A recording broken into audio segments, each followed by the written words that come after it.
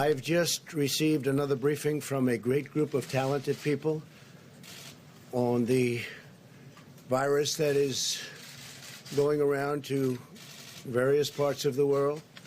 We have, through some very good early decisions that were actually ridiculed at the beginning, we closed up our borders to flights coming in from certain areas, areas that were hit by the coronavirus and hit pretty hard. And we did it very early. A lot of people thought we shouldn't have done it that early, and we did, and it turned out to be a very good thing. And the number one priority from our standpoint is the health and safety of the American people, and that's the way I viewed it when I made that decision. Because of all we've done, the risk to the American people remains very low. And we have the greatest experts in the world, really in the world, right here. Of the 15 people, the original 15 as I call them, 8 of them have returned to their homes, to stay in their homes until fully recovered.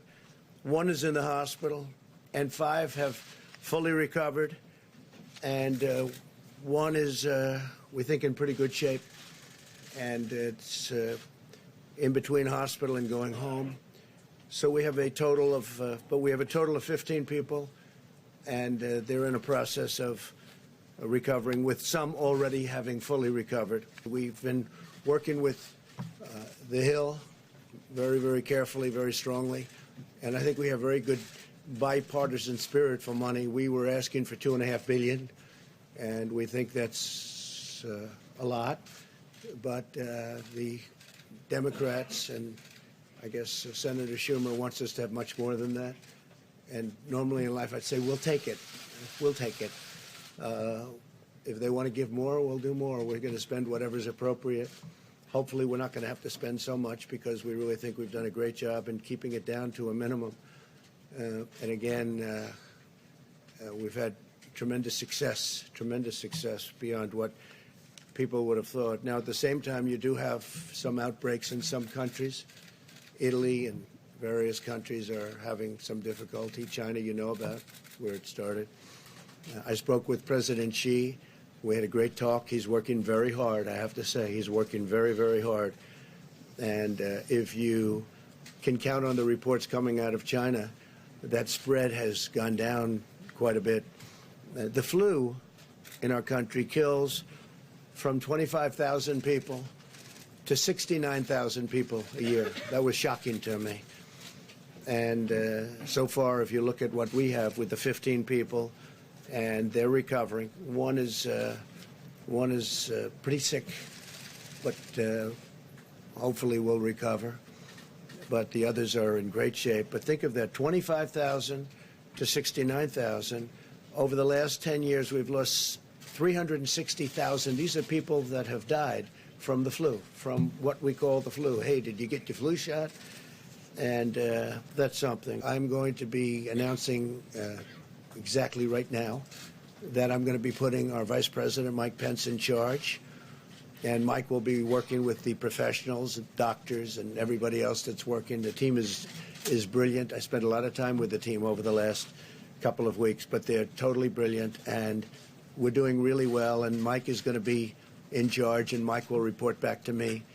But he's got a certain talent for this, and I'm going to ask Mike Pence to say a few words, please. Thank you, Mike.